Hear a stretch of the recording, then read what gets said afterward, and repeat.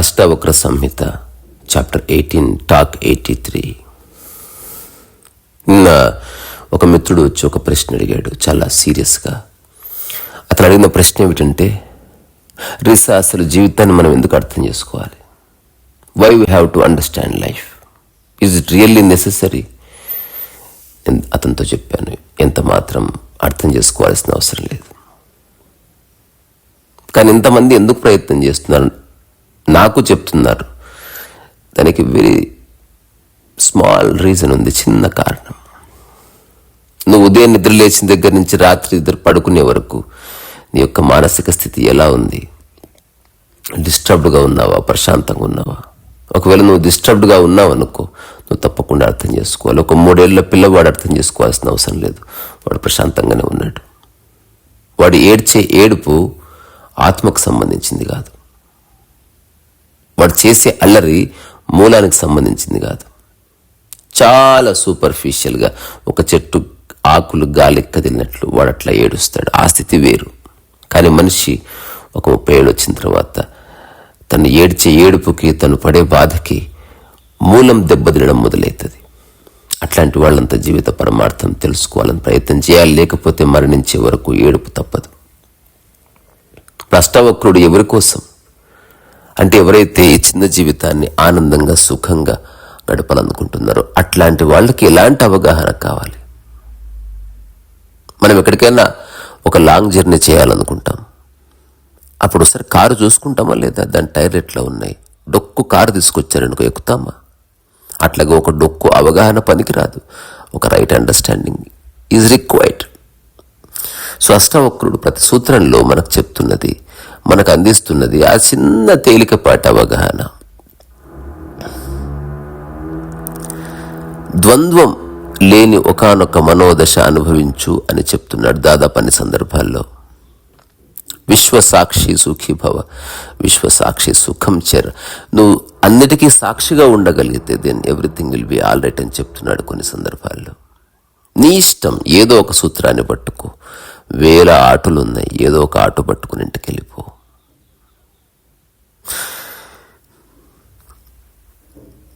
ఈరోజు సూత్రం చాలా మహత్వపూర్ణమైంది, మనందరికి తెలిసిందే, కానీ దాని డీటెయిలింగ్స్లోకి వెళ్ళాం మనం. మనకి ఏది సరిగ్గా తెలియదు. That is the beauty of the human mind. ఎందుకంటే మనం ఎంక్వైరీ చేయం. నేను చాలాసార్లు ఈ టెస్ట్ చేశాను.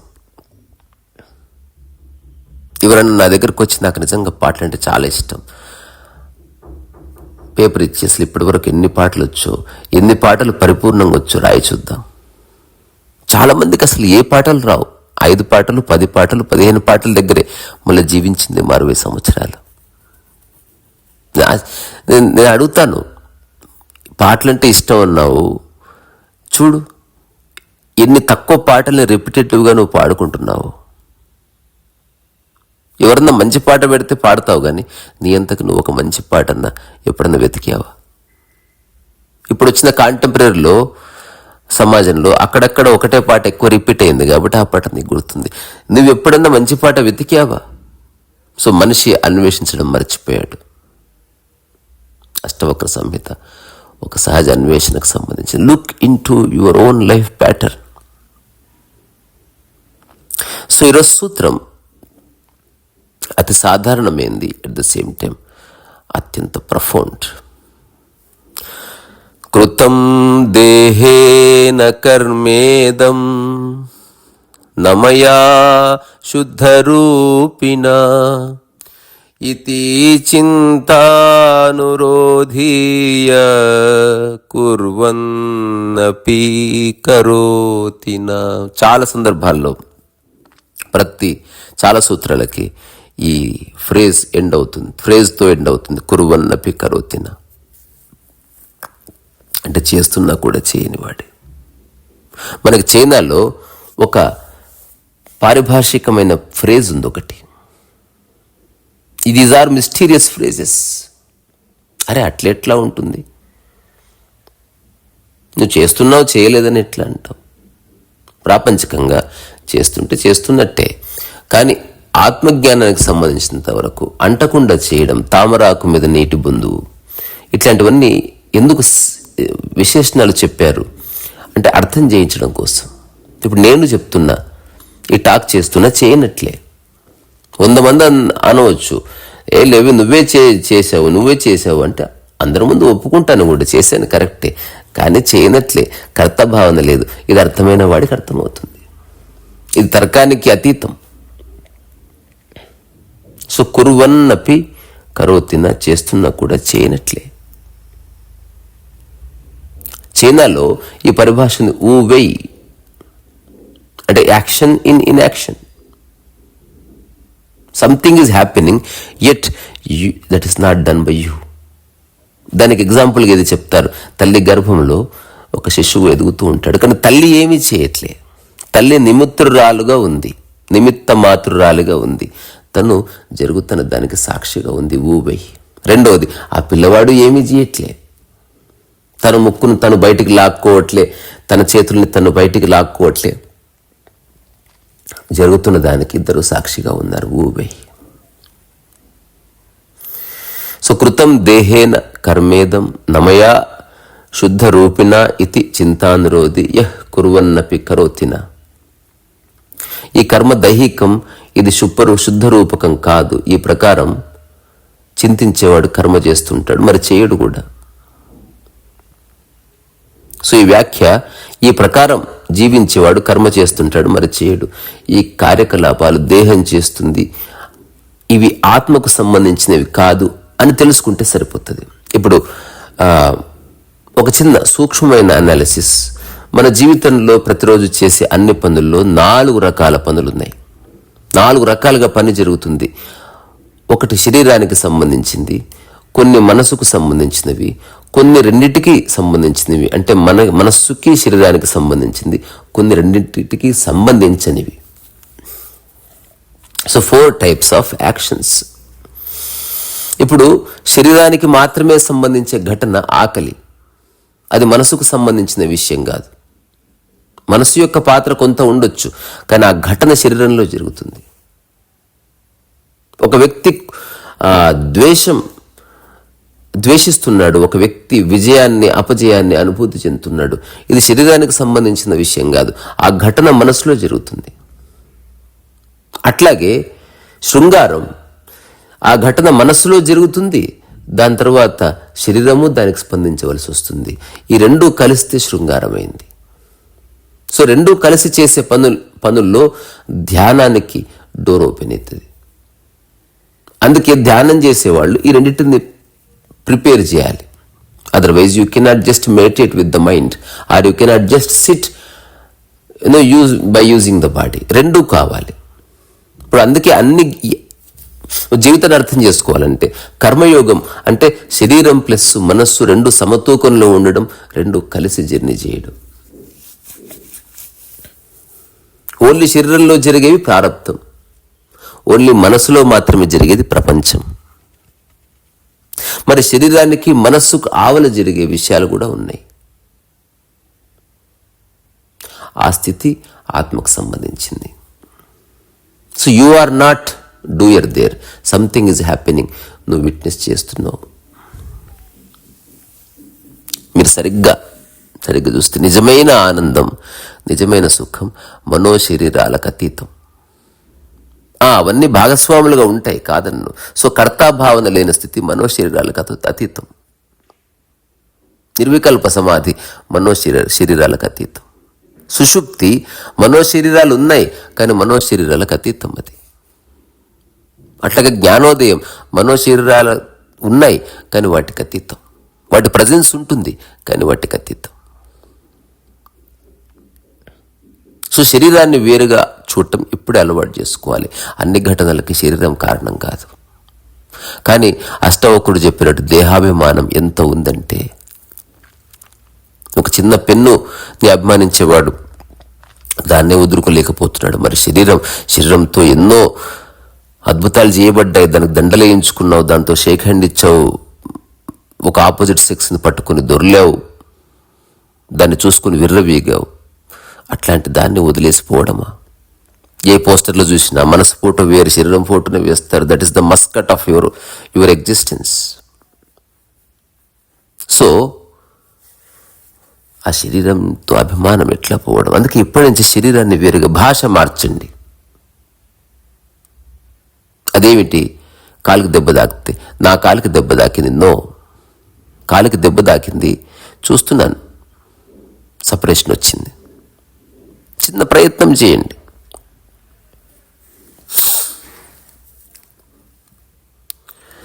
సో కర్మ దైహికమైంది అనుకుంటే ఒకటి, కర్మ శరీరంతో పాటు మనస్సు కూడా సంబంధించింది అంటే అప్పుడు మనస్సు దోష అవుతుంది. ఎగ్జాంపుల్, ఇప్పుడు ఆకలి తింటున్నావు, ఏం తినాలి అన్నది మనసు నిర్ణయిస్తుంది. కానీ మనస్సు అర్థం చేసుకుంటే శరీరం యొక్క ఆరోగ్యం ముఖ్యం, అది ఉంటేనే నేనున్నాను అని అర్థం చేసుకుంటే శరీరంతో సరైనవి తినిపిస్తుంది. అప్పుడు శరీరం సరైన ఆహారాన్ని కనుక తినకపోతే శరీరం తన బాధను అనుభవిస్తుంది, పనిష్మెంట్ శరీరానికి ఉంటుంది.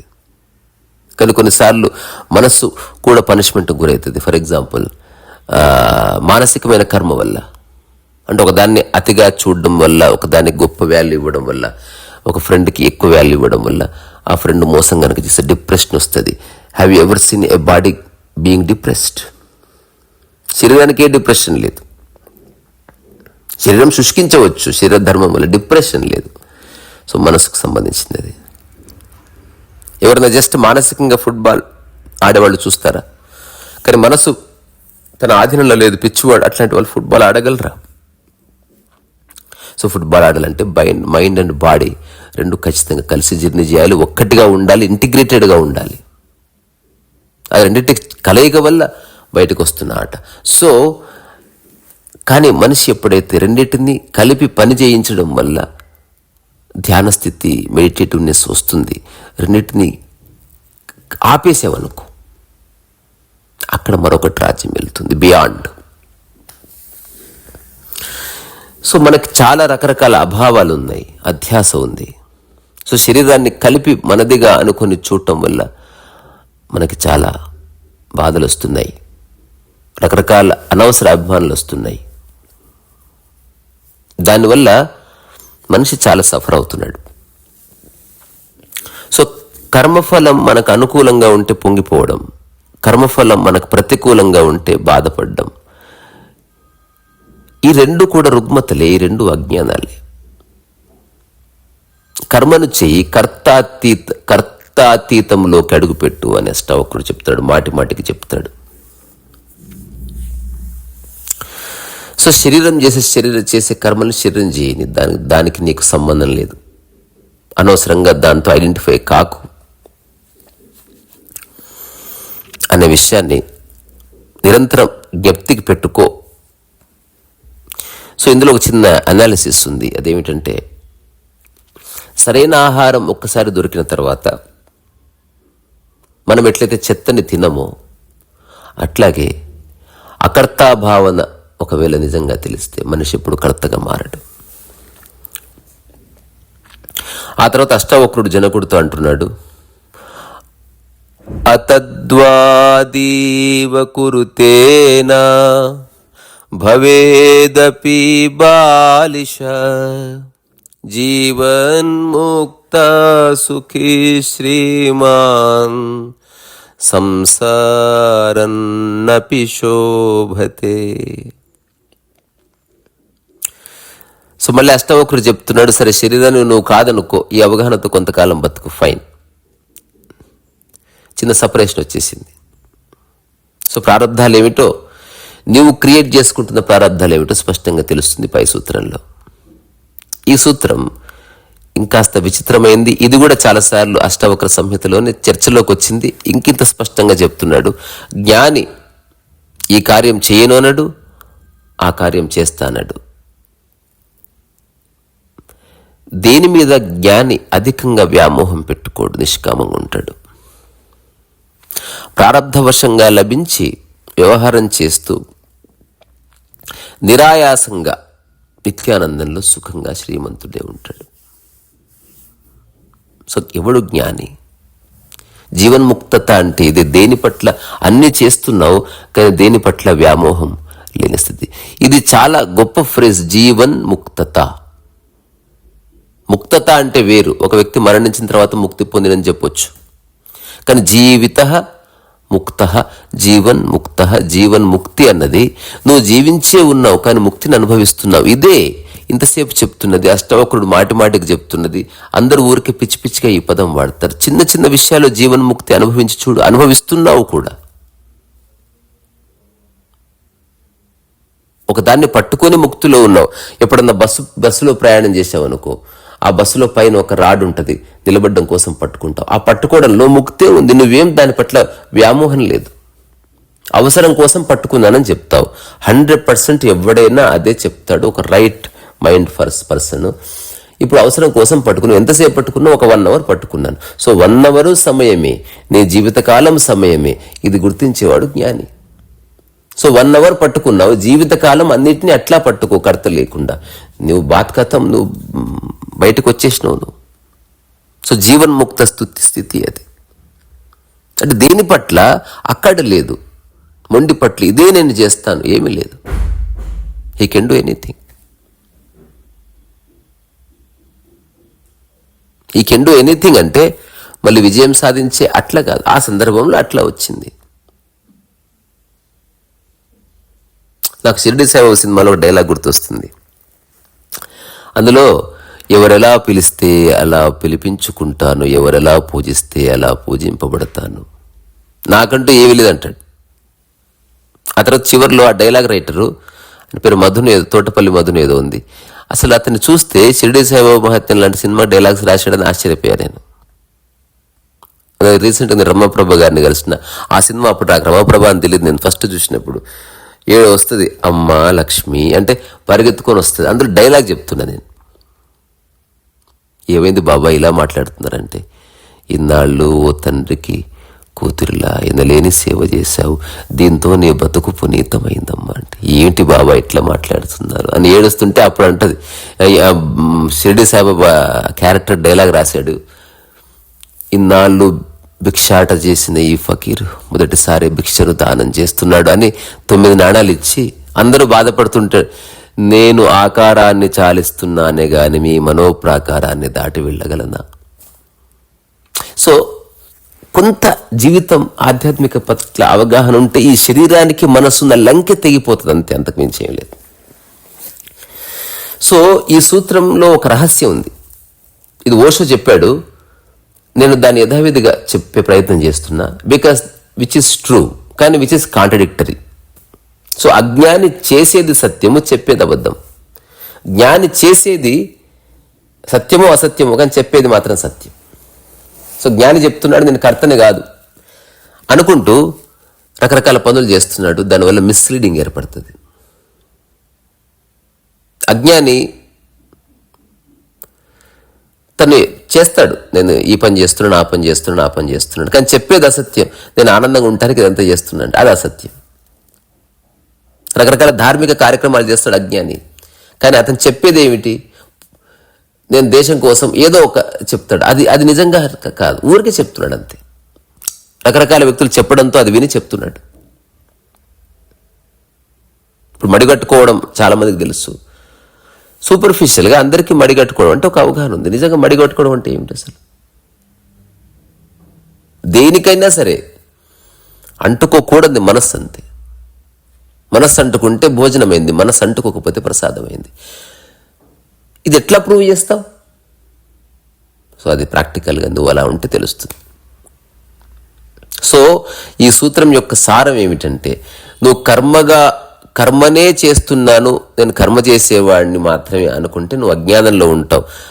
కర్మ జరుగుతుంది కానీ కర్తాశూన్యత ఉంది, కర్త లేకుండా చేస్తున్నాను అని నువ్వు తెలుసుకుంటే నువ్వు జ్ఞానంలో ఉంటావు.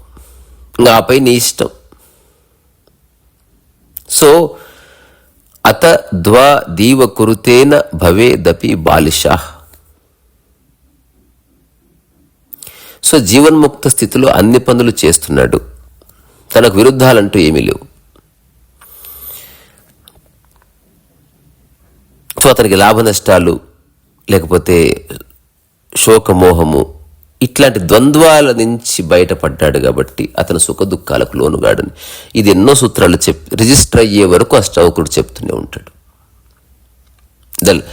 నానా విచార సుశ్రాంతో ధీరో విశ్రాంతిమాగత న కల్పితే న జానాతి నా శృణోతి న పశ్యతి.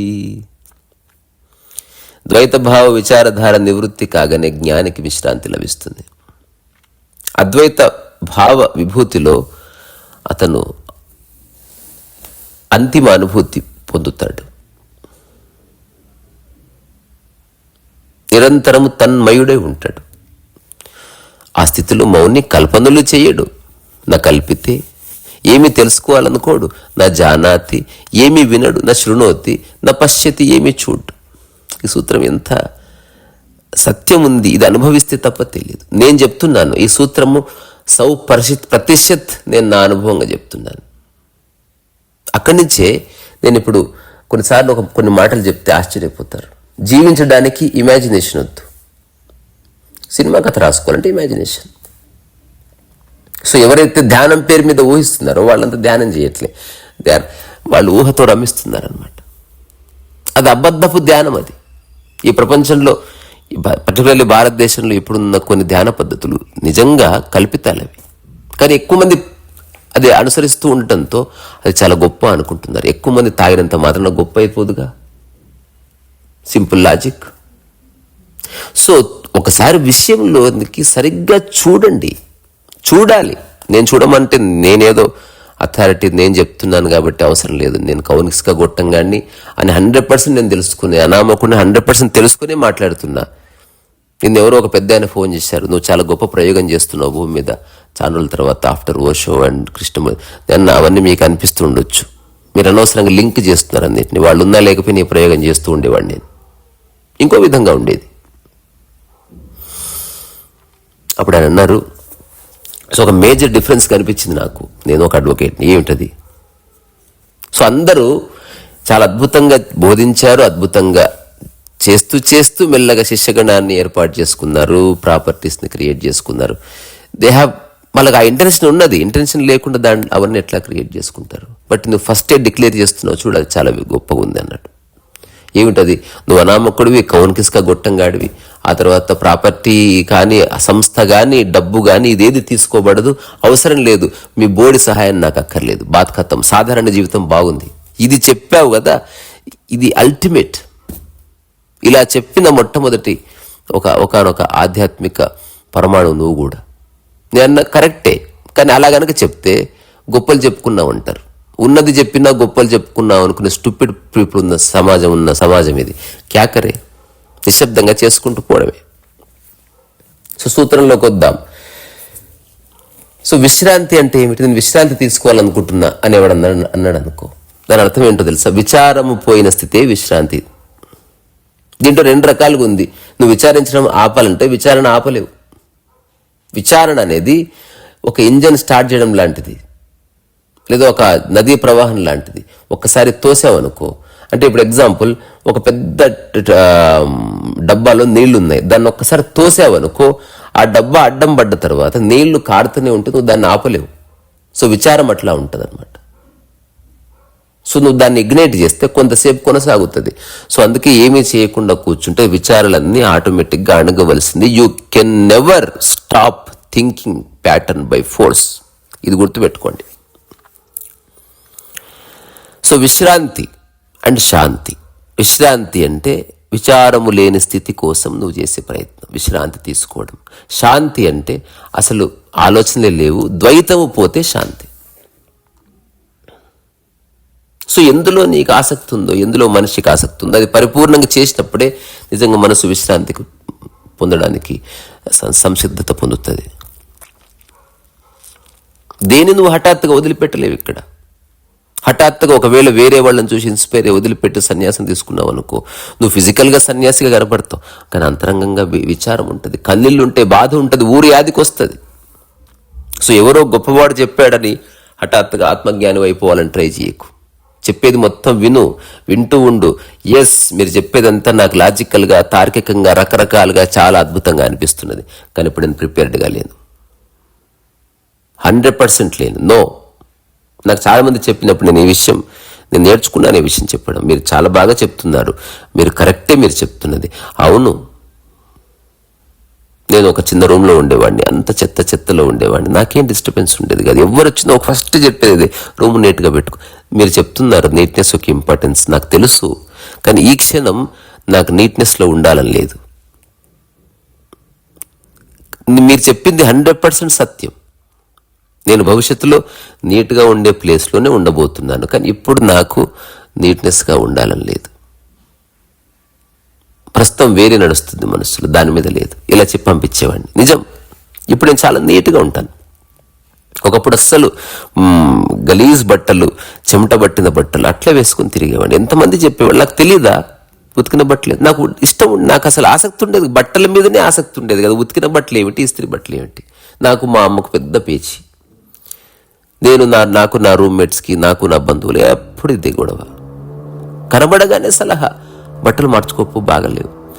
నేను చెప్పాను నాకు తెలుసు బాగలేవని, కానీ ప్రస్తుతం నా మనసు దాని మీద లేదు.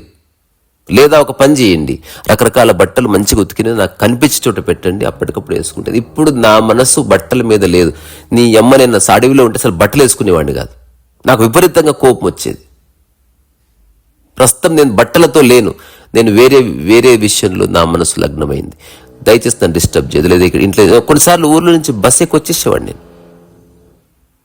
నేను రోడ్డు మీద నడుస్తుంటే ఎవడన్నా ఫ్రెండ్ ఎవరైనా బట్టలు, అసలు వాడి మొహం కూడా చూసేవాడిని కాదు. నేను ఇది కోపం కాదు, నేను అక్కడ లేను. వాడు దేనికి ప్రాధాన్యత ఇస్తున్నాడు, ప్రస్తుతం నా ప్రాధాన్యత వేరే. అసలు ఏమున్నా లేకున్నా అసలు ఏం జరుగుతుంది ఏదో తెలుసుకోవాలన్న ఒకనొక అన్వేషణ నడుస్తుంది. పిచ్చివాడని కన్సిడర్ చేశారు నన్ను. నా క్లాస్మేట్సే పిచ్చోళ్ళు అయిపోయావు, పిచ్చోడివా నువ్వు, పిచ్చిలేసిందా నీకు. మా ఇంటి ఎదురుగున్న అబ్బాయి 100% నేను కన్ఫర్మ్ చేసుకుంటున్నాను, నీకు పిచ్చిలేసింది.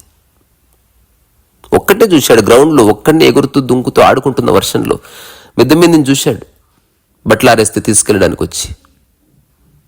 పాప మనకు పిచ్చిలేసింది, ఒక్కడే వర్షంలో ఎగురుతూ దుంకుతూ ఆడుకుంటున్నాడు. నేను తర్వాత రోజుల్లో ఒక్కసారి అడిగిన ఆ వ్యక్తిని, నన్ను అడిగేవారా ఈ విషయం అందరికి చెప్పే ముందు? అడగాలి కదా. నా వస్తువు తీసుకోవాలంటే అడుగుతావు, మరి నా మనసుకు సంబంధించి, నా జీవితానికి సంబంధించి ఒక నిర్ణయానికి వచ్చేసావా పిచ్చిలేసిందని? నువ్వు చెప్పిన మాటల వల్ల కొందరు బాధపడ్డారు తెలుసా.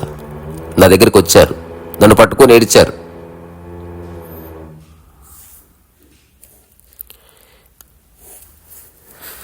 నా కల్పితే నా జానాతి నా శృణోతి నా పశ్యతి. ఏ కల్పనలు చేయని స్థితి, ఏమీ తెలుసుకోవాలని అనుకోని స్థితి, ఏమీ వినని స్థితి, ఏమీ చూడని స్థితి, అదే విశ్రాంతి, అదే శాంతి. సో ఒక మిత్రుడు అరుణాచలం పోతూ ఉండేవాడు. ఆ మిత్రుడు అరుణాచలం పోతూ వస్తూ పోతే అడిగిన, ఎందుకు వెళ్తాం, తెలుసు ఇప్పటికి చాలాసార్లు వెళ్ళానని, కానీ ఎందుకు ఆ ఒక్క ఆలోచన ఉంది. ఈ ఒక్క ఆలోచన ఆటోమేటిక్గా పడిపోతే తప్ప నాకు విశ్రాంతి. చాలామంది నన్ను బలవంతం చేస్తున్నారు, నా భార్యతో సహా, పోవద్దు మొన్ననే కదా వెళ్ళొచ్చింది, తెలియదు నాకు. సో నేను డబ్బు ఎర్న్ చేసి అందులో 20-30% అరుణాచలం కోసమే వెచ్చిస్తాను. నాకు దాదాపు 2013-14 నుంచి తెలుసు ఆ మిత్రుడు. ఎవ్రీ వీక్ అరుణాచలం వెళ్తాడు. Could you believe this? మరి అక్కడ వెళ్ళి ఏమీ చేయడు, ఆశ్రమంలో 2 నిమిషాలు ఉంటాడు, ఊరంతా తిరుగుతాడు, ఓ కొండ మీద ఓ ప్లేస్ ఉంది, అక్కడ కూర్చుంటాడు, ఏదో రాసుకుంటాడు, మళ్ళీ నెక్స్ట్ డే మార్నింగే ట్రైన్ పట్టుకొని వస్తాడు, ఎందుకంటే తను రకరకాల ప్రాజెక్ట్స్లో చేస్తున్నాడు. ఆ ఒక్క థాట్ ఉండిపోయింది. సో అప్పుడు నా దగ్గరకు వచ్చి చెప్పేవాడు, నువ్వు ఒక్కడివే అరుణాచలం వెళ్తుంటే వద్దని వారించకుండా నన్ను వెళ్ళు అని చెప్పేది. ఎందుకంటే నేనే అతనితో చెప్పాను, వెళ్ళాలనిపిస్తుంది కాబట్టి, ఎప్పుడైతే ఆపాలనిపిస్తుందో ఆ రోజు మాత్రం ఆపేయి.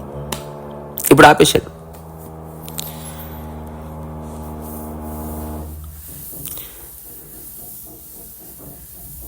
సో ఏ కల్పనలు, ఏమీ తెలుసుకోవాలని ఆశ లేని, ఏమీ వినని, ఏమీ చూడని, మనం వాసన అనే పదం వాడతాం కదా. ఆ వాసన లేని స్థితే నిద్ర అంటే, ఆ వాసన లేని స్థితే ధ్యానం అంటే, ఆ వాసన లేని స్థితే సమాధి అంటే, పోనీ ఆ వాసనలు ఏమిటో అర్థం చేసుకునే స్థితి ధ్యానం అంటే, అట్లా అనుకుందాం. సో ఆ వాసన లేని స్థితే మరణం అంటే. సో అసలు వాసన అంటే ఏమిటి? ఒకటి చేస్తుంటే దానికి సంబంధించినవి కాకుండా వేరే వాటి ఆలోచన రావడమే వాసన అంటే. నిన్ను ఉన్న చోట హాయిగా ఉండనివ్వంది వాసన అంటే. సో ఏదైనా నానా విచార శుశ్రాంతో ధీరో విశ్రాంతి మాగత అంటే రకరకాల ద్వైత భావనలు కలిగిన విచారం అంటే ద్వైత భావన అంటే రెండింటి మధ్యన ఒక సంఘర్షణ కొనసాగుతుంటుంది. కొన్నిసార్లు ఒకటే విషయం గురించి ఎంక్వైరీ ఉంటుంది, అది విచారం కాదు. సో ఆ ద్వైత భావ విచారధార నివృత్తి అయిపోగానే జ్ఞానికి విశ్రాంతి లభిస్తుంది. కానీ దానికి ఎంత సమయం పడుతుంది అది జ్ఞాని చేతిలో కూడా ఉండదు. You cannot force. అందుకే కొంత సమయం పట్టినా సరే మనసు దానంతటది అణగని. అందుకే నేను చాలా చాలా చెప్తాను, జస్ట్ ధ్యానం చేస్తే సరిపోదు బాస్. నిన్ను డిస్టర్బ్ చేసే అంశం ఏదో తెలియకుండా నువ్వు చేసే ధ్యానం అంతా నిరర్థకం, నిర్వీర్యం. అట్లా ఎవడైతే తెలియకుండా చేస్తాడో, తెలుసుకోకుండా చేస్తాడో వాడు జీవితకాలం చేస్తూ ఉండాలి. తెలుసుకో, ఏ ఆలోచన వల్ల నీకు నిద్ర పట్టడం లేదు, ఏ చిన్న థాట్ నిన్ను బాధిస్తుంది, ఏ వస్తువు పట్ల నీకు అంతులేని మమతానురాగం ఉంది, ఏ ఒక్క వ్యక్తిని ఇబ్బంది పెడుతున్నాడు. ఈ 4 ఆలోచనలే నన్ను బాధ పెడుతున్నాయి. సో ఈ 4టిని సవరించి నెక్స్ట్ చూడు. నీ మైండ్ క్లీన్ ఉంటే ఓకే. ఇంకేదన్నా ఒక ఆలోచన బయటపడదు, దాన్ని క్లియర్ చేయి. సో ప్రతిదాన్ని సహజంగా నీ మనసు నుంచి జారిపోయేలా చేయి. అప్పుడు ఒక సహజమైన అద్భుతం జరుగుతుంది. ఆ సహజమైన అద్భుతం పేరే సమాధి. Wherever you are absolutely still. నువ్వు కదులుతున్నా, ఆడుతున్నా, పాడుతున్నా నీ మనస్సు ఇంత చెక్కు చెదరదు. నీ ప్రశాంతత చెక్కు చెదరడు, నీ ప్రశాంతి చెక్కు చెదరడు. నువ్వు నిరంతర విశ్రాంతిని, నిరంతర సంభోగాన్ని అనుభవిస్తూనే ఉంటావు. నిరంతర సంభోగము జ్ఞాని జీవితం. రీసారస వయసు నేను రాసుకున్నది. అట్లాంటి అనుభూతి కలిగింది. పెయింటింగ్ వేస్తున్నప్పుడు, తింటున్నప్పుడు, మిత్రులతో మాట్లాడుతున్నప్పుడు దెర్ ఇస్ నో సపరేషన్. ఇది రుజువు చేయలేం, అబ్సల్యూట్లీ చేయలేం. ఎవడన్నా గల్లా పట్టుకుని ఇదంతా అబద్ధం అంటే నిజంగా దెబ్బలు పడితే నేను చెప్తాను, అవును అబద్ధమైన వదిలేసి వెళ్ళిపో. నెక్స్ట్ పెయింటింగ్ వేసుకునేది ఉంది. సో అష్టావక్రుడు understanding, mind blowing, simple sir, very very simple. ఇక్కడి నుంచే మీ పాదాలకు శిరస్సు ఉంచి నమస్కారం చేస్తున్నారు ఈ సవైస.